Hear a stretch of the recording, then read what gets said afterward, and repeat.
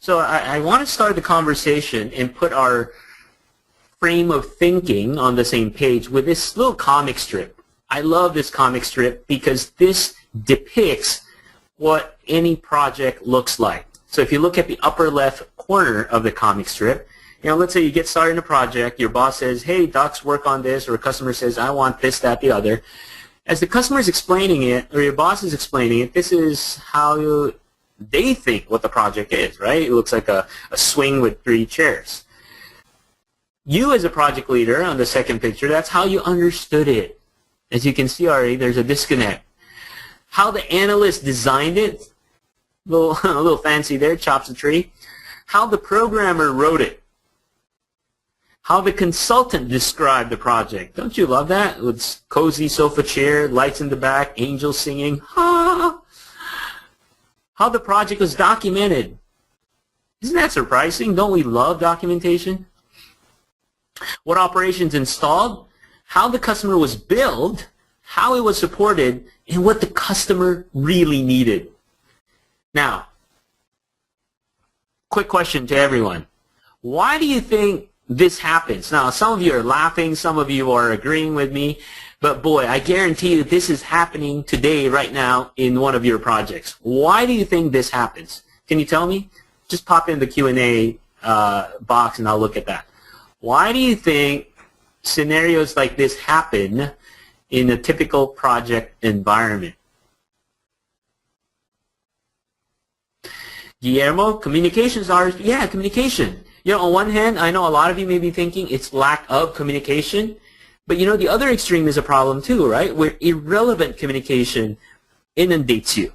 I mean, don't you love it when you get copied on every single freaking email that has nothing to do with you, right? Now, I'm sure I can confidently say, maybe none of you are thinking that, well, Ducks projects fail because they have bad tools, right? And if some of you are thinking about that, that's not on the priority list either, why projects fail. So why do I bring that up? I want to bring that up just to make sure we have our priorities in order here. While I'm going to talk to you about how to best take advantage of Microsoft Project, at the end of the day, it's just a tool. These tools don't run projects. All your processes, planning, your discipline has to be there.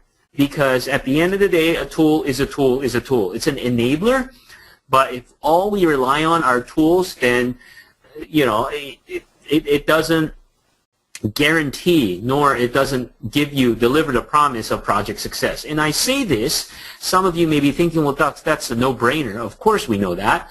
But boy, how many customers I've talked to that in their minds that having a great tool will give them a great project management practice. So we just want to clear that up, all right?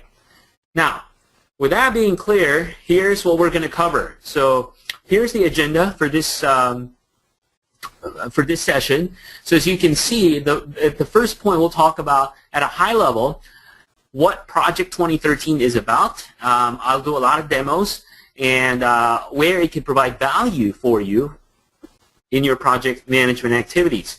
And then we'll go through a typical project lifecycle where we'll start with, okay, when you get started with a project, when you do project planning, how can Microsoft Project help you? Once you start running the project, how do you take advantage of Microsoft Project-related tools to track the project?